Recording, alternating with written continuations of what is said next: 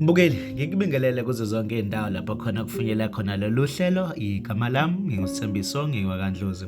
Cela mawuqala ukuvakashela le channel, cofa usubscribe, thokozele le video. Kanti wembukeli kulimala abantu abayisithupha emva kwengozi enyandisa igazi ku-R61 eduze kwebridge iMtamvuma Bridge eSouth of Port Edward, KwaZulu-Natal.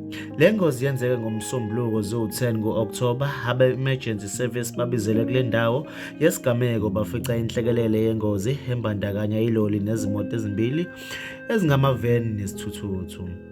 Abagibeli bezimoto zombili bavaleleke ezimotweni ngesikhathi kwenzeka le ngozi, bangakwazi ukuphuma ngesikhathi kwenzeka le nhlekelele yengozi. Okhulumela bezimo eziphuthumayo eKZN umnumzane Crackbotha uthe bafike endaweni yesigameko bathola abantu abathathu belimele, okubandakanya umntwana oneminyaka eyi-10 okunguyena odlulile emhlabeni. Mbukeli, udaba olubuhlungu kakhulu leli. Ngicela uveze uvo lakho kwi-comment section. Ngizokubona kwenye ividiyo elandelayo. Usale kahle.